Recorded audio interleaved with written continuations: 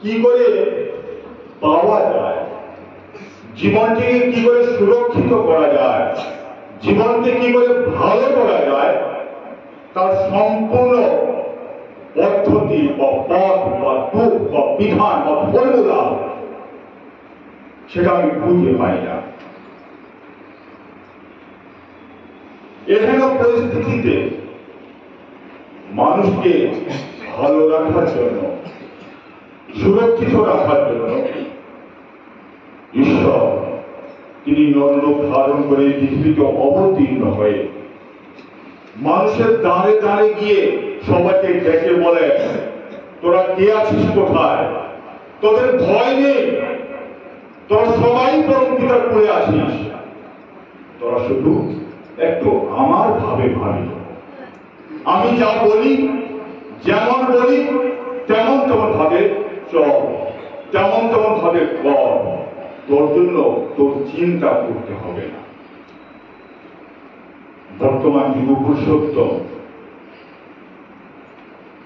শ্রী ঠাকুরকে এই জীবনে পেয়ে জীবনের পথ আমি নতুন করে খুঁজে পেয়েছি। এই যাগযজ্ঞ অনুষ্ঠান যত আমরা কর্ম করি, তীর্থ করি, ভ্রমণ করি, যা কিছু করি, এগুলো মাঙ্গলিক একটি অনুষ্ঠান। আর আজকের দিনে আমরা অনুষ্ঠানের মধ্যে মত্ত থাকতে ভালোবাসি,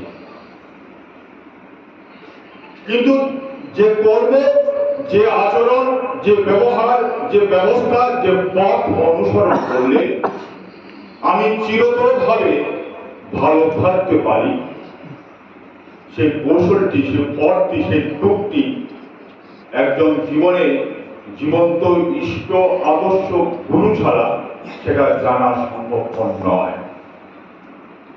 শ্রী ঠাকুরকে জীবনে পেয়ে আমার জীবনে যে অনুভূতি হয়েছে সেটাই আপনাদের কাছে তুলে ধরার চেষ্টা করছি।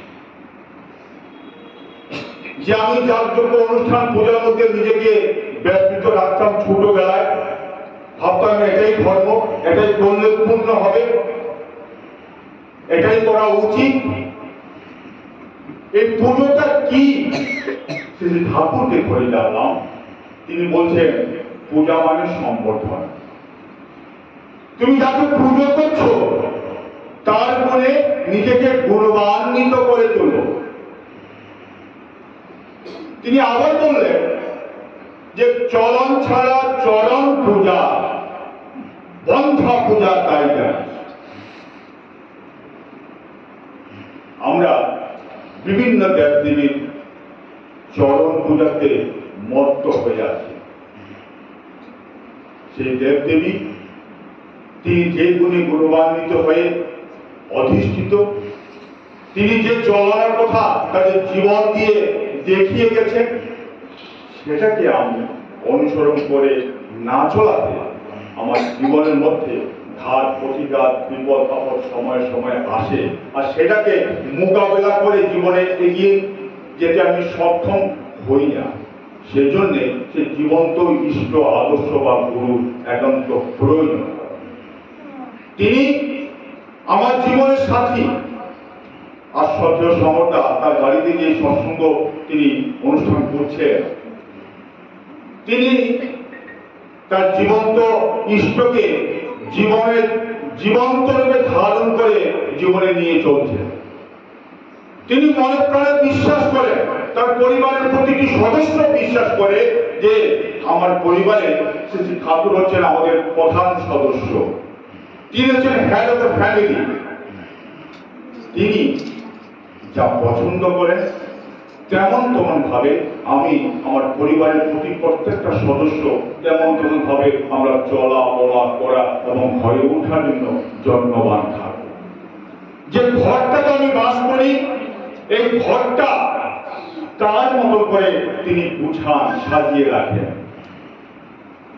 সবসময় আমার জীবন দেবতা, আমার মঙ্গল দেবতা, তাকে জীবন্ত ভাবে, বাস্তব ভাবে যদি আমি কল্পনা করি, চিন্তা করি এবং তার ইচ্ছাধীন নিজের জীবনটিকে আমি নিয়ন্ত্রিত করে তার পথে পরিচালিত করতে সচেষ্ট হই, তখন আমার জীবনের ভাবনা আমার করতে হয় না।